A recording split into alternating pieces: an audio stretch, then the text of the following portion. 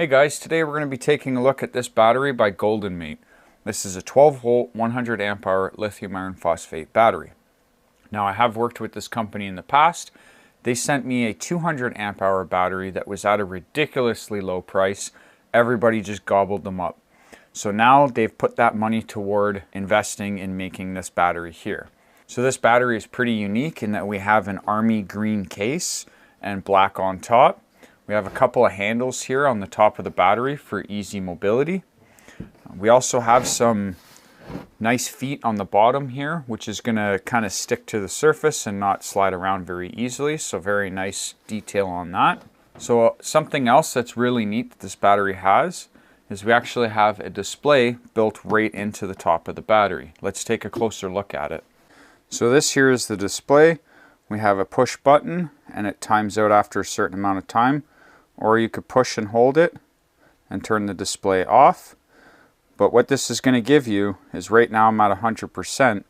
Once I start to discharge, it's actually going to show me the watts of discharge. And if I was charging, it would show me the watts of charging. I'll show you that a little bit more later on. So as you can see, we have the front of the battery. We have the side of the battery, safer, longer life. And we have ORION1000. And we have 12.8 volt, 100 amp hour, 1,280 watt hours, lithium iron phosphate battery. So all in all, pretty impressive battery. And then this is the back side here. Another really cool feature about this battery is we have these two ports here. And what these are going to be for is if you're paralleling batteries together, then the BMSs can actually communicate with each other and you'll have proper readouts on your display. So with the battery already being charged up at 100%, let's do our discharge test and see if we get full capacity. And right now I'm charging the battery and you can see from the picture the display is showing me I'm putting 70 watts into the battery. So that is pretty neat that they have an input and an output built in on the display. Okay, and I'm just about ready to start the test. You can see there we have 14.45 volts. I'm just making sure that this battery is fully topped up. You're not going to see any charge coming in because I'm connected to here and not through the shunt, which actually I can change that. There, now you can see we're charging. So about 14.6 is where the cutoff was. Okay, I'm going to make sure I clear all the data. And let's turn our load on.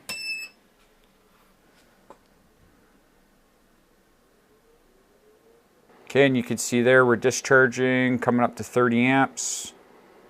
We're almost at a 0.5C discharge rate at 50 amps. Okay, and we are discharging right around 56, 57 amps. So this test should run pretty quick, and we'll be back with the results. Let's see what the screen looks like. So right now the screen shows about discharging at 714 watts. So that's pretty neat that you actually get a readout right on the top of the battery of your output. So your input and your output is going to be displayed on this screen. And the capacity test on this battery is complete. We have 104.107 amp hours out of the 100 amp hour battery. So this test is a pass. Now to open this up, it looks fairly simple. We got some caps here that I'm assuming has screws underneath. Yeah, and we have Phillips screws down inside. So I'm going to remove them all and we'll take this lid off. And something to take note of, I have the parallel cables here. They do come with the battery. So these here will connect into the slot and then that will be used to parallel connect your batteries or series connect them. I believe these can go up to 4 for 48 volt. And these here will communicate with each BMS. And we also have another wire here that has like a CAN cord, has an RS485A, 485B, a CAN L, and a CAN H. So you could actually make your own RJ45 jack connector and maybe communicate with like Solar Assistant or something else of that nature. Not sure, something I'll look into in the future. Okay, I've got the lid. Oh, I think this screw needs a little bit more.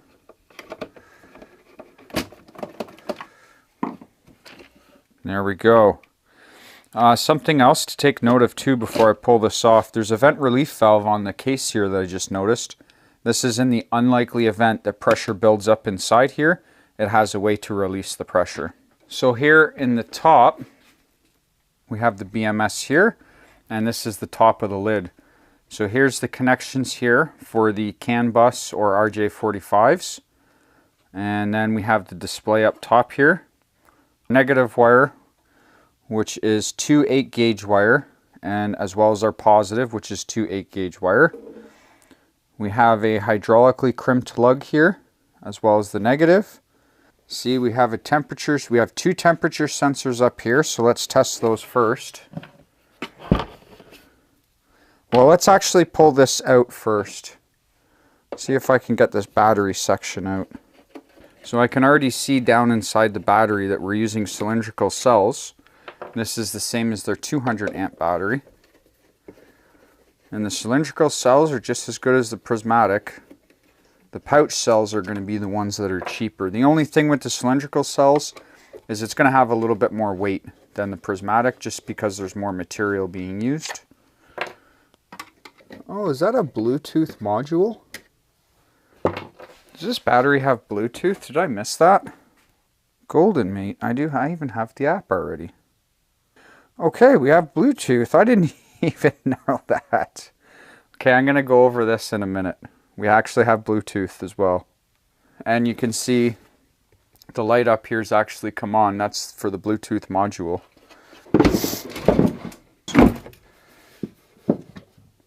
Okay. Move this camera back. As you can see here, we have cylindrical cells. And I can't see any markings on them. Oh, we actually have a bunch of sensors. So there's actually 1, 2, 3, 4 sensors for temperature sensors. Okay, we have a nickel plating here, and these are spot welded down to the top of the cell. So that's going to be your series pack. So this is going to be positive, and then a bank of negative, and then a bank of positive, and then a bank of negative. So they've got a bunch of them in parallel.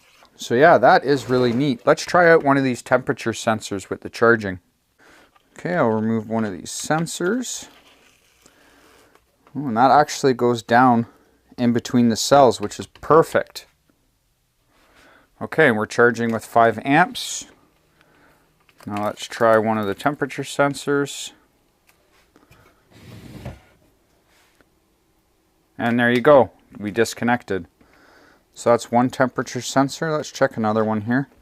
I really like how these are pushed down in right into the pack. That is beautiful. And temperature sensor number 2. And we've disconnected. Okay, so now let's check out this app. You can see there the battery icon, we are charging. Now I wonder, does that stop moving? No, okay, I was hoping that the animated part would stop once the charging stopped. But you can see there we're at 12 volts. We have 5.1 amps going in, which is roughly 5.1 on the bench power supply, which is equivalent to 60 watts, 61 watts. It's about the same on the bench power supply. Rated energy, so that's going to be how much energy we have left over, which is 16.8 watt hours. We have a runtime, which I'm actually charging, so it's not going to give the proper runtime right now. But status charging, we can do degrees in Celsius or degrees in Fahrenheit. And we have all the temperature sensors listed here. So the MOSFET temperature sensor 1, 2, 3, and 4. That is really cool. Is there anything else we can look at on here? So I think that's pretty much it. We can't click on anything except for the temperature change.